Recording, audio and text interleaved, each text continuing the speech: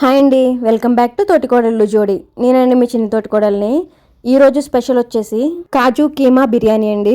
జనరల్గా మనకి బిర్యానీ అనేటప్పటికీ ఒక హ్యాపీనెస్ వస్తుందండి. అందులోని ఇలాగా వెరైటీగా కీమాతోటి కాజు వేసి బిర్యానీ చేసుకుంటే ఇంకా టేస్ట్ అయితే నెక్స్ట్ లెవెల్లో ఉంటుంది. ముందుగా ఈ బిర్యానీ కోసం 6 లవంగాలు, 3 యాలకులు, ఒక మరాఠీ మొగ్గ, 1.5 ఇంచ్ దాల్చిన చెక్క, సగం జాపత్రి, ఒక అనాస పువ్వు, 2 బిర్యానీ ఆకులు, 1 టేబుల్ స్పూన్ షాజీరా, ఒక పెద్ద ఉల్లిపాయ, ఒక హాఫ్ కప్ క్యాష్యూ, 4 పచ్చిమిర్చి ఇవన్నీ తీసి ఒక పక్కన పెట్టుకోవాలండి. అలాగే వీటితో పాటు ఒక హాఫ్ కప్ కొత్తిమీర, హాఫ్ కప్ పుదీనా తీసుకుని 3 టమాటాలు మీడియం సైజులో కట్ చేసి పెట్టుకోవాలి. ఇప్పుడు నేను ఇక్కడ 1.5 గ్లాస్ బాస్మతి రైస్ తీసుకున్నానండి. దాన్ని కడిగి 30 నిమిషాల వరకు నానబెట్టుకోవాలి. ఇప్పుడు స్టవ్ పైన ప్యాన్ పెట్టి 4 to 5 స్పూన్స్ వరకు నూనె అలాగే నెయ్యి కూడా వేసుకోవాలి. దాని తర్వాత మనం ముందుగా చూపించిన మసాలాలన్నీ వేసుకుని బాగా ఫ్రై చేసుకోవాలండి. మసాలాలు కొంచెం ఫ్రై అయిన తర్వాత ఆనియన్స్ కూడా వేసి ఇందులోనే పచ్చిమిర్చి అలాగే క్యాష్యూస్ కూడా వేసుకుని జీడిపప్పుని బాగా ఫ్రై చేసుకోవాలి గోల్డెన్ కలర్ వచ్చే వరకుని. ఇక్కడ మనం తీసుకున్న మసాలాలన్నీ కూడా 1.5 గ్లాస్కి సరిపడా తీసుకున్నామండి. ఇప్పుడు ఇందులోనే కట్ చేసుకున్న టమాటాలను కూడా వేసి బాగా మగ్గపెట్టుకోవాలి. ఇవి బాగా మగ్గిన తర్వాత 1 టేబుల్ స్పూన్ అల్లం వెల్లుల్లి పేస్ట్ వేసుకుని కొంచెం ఫ్రై చేసుకోవాలి. అల్లం వెల్లుల్లి పేస్ట్ కొంచెం ఫ్రై అయిన తర్వాత 1 టేబుల్ స్పూన్ ధనియాల పొడి, 1 టేబుల్ స్పూన్ జీలకర్ర పొడి, కొంచెం పసుపు అలాగే 1 టేబుల్ స్పూన్ వరకు కారం కూడా వేసుకుని బాగా ఫ్రై చేసుకోవాలండి. ఇది బాగా ఫ్రై అయిన తర్వాత కట్ చేసి పెట్టుకున్న పుదీనా అలాగే కొత్తిమీర కూడా వేసుకుని బాగా ఫ్రై చేసుకోవాలండి.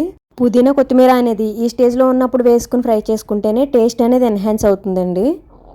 ఈ పుదీనా కొత్తిమీర కూడా కొంచెం ఫ్రై అయిన తర్వాత ఒక 200 గ్రామ్స్ మటన్ కీమా వేసుకుని అది వాటర్ సెపరేట్ అయ్యే వరకు ఫ్రై చేసుకోవాలి. మనం ఇది ఫ్రై చేసినప్పుడు మూత పెట్టి ఫ్రై చేస్తే వాటర్ అనేది కొంచెం సెపరేట్ అవుతుంది.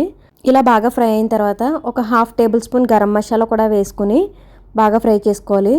నానబెట్టిన బియ్యం కూడా వేసుకుని కొంచెం మసాలాలు అయ్యి పట్టే వరకు కలుపుకోవాలండి. రైస్ని ఇలా కొంచెం ఫ్రై చేయడం వల్ల మనకి బిర్యానీ అనేది అంటుకోకుండా ముద్దగా అవ్వకుండా వస్తుంది. ఇప్పుడు 1కి 2 వంతులు వాటర్ వేసుకోవాలి. మీరు ఎంత రైస్ తీసుకుంటే దానికి డబల్ వాటర్ వేసుకోండి. ఇప్పుడు ఇందులోనే కొంచెం సాల్ట్ వేసి మసాలాలన్నీ అడ్జస్ట్ చేసుకోండి. ఈ స్టేజ్లోనే ఇక్కడ నేను చెప్పిన వాటర్ అవి కూడా మనం ఇలా మూత పెట్టి చేసుకునేలా ఉంటే 2 గ్లాసెస్ వాటర్ పడతాయండి. ఇదే బిర్యానీ కుక్కర్లో ఎలా చేయాలో ఇంకొకసారి చూపిస్తానండి. ఇప్పుడు ఇది ఇలా మూత పెట్టి ఒక 20 to 30 మినిట్స్ వరకు మగ్గనివ్వాలండి చిన్న మంట మీద. దీంట్లోకి సింపుల్గా కీమా ఫ్రై కూడా చేసుకుందామండి. ముందుగా స్టవ్ పైన ప్యాన్ పెట్టి ఆయిల్ వేసుకుని ఒక ఉల్లిపాయ చిన్న ముక్కలుగా కట్ చేసి వేసుకుని గోల్డెన్ కలర్ వచ్చే వరకు ఫ్రై చేసుకోవాలి. అది కొంచెం గోల్డెన్ కలర్ వచ్చిన తర్వాత కొంచెం కరివేపాకు అలాగే అల్లం వెల్లుల్లి పేస్ట్ కూడా వేసుకుని పచ్చివాసన పోయే వరకు ఫ్రై చేసుకోవాలి. ఇప్పుడు ఇందులోనే ఒక 100 గ్రామ్స్ వరకు కీమా వేసుకుని బాగా ఫ్రై చేసుకోవాలండి. కీమాలోంచి ఇలా వాటర్ సెపరేట్ అయ్యి ఫ్రై అయిన తర్వాత ఇందులోనే మసాలాలు అవి వేసుకుని ఫ్రై చేసుకోవాలి. 1 టేబుల్ స్పూన్ ధనియాల పొడి, 1 టేబుల్ స్పూన్ జీలకర్ర పొడి, కొంచెం పసుపు, ఉప్పు అలాగే కారం అన్నీ వేసుకుని బాగా ఫ్రై చేసుకోవాలి. ఇందులో మనం పచ్చిమిర్చి అనేది యూస్ చేయమండి. మనకి గ్రేవీ థిక్గా ఉండడానికి కారం మసాలాలు అన్నీ యూస్ చేయడం కోసం మనం పచ్చిమిర్చి అనేది స్కిప్ చేస్తాము.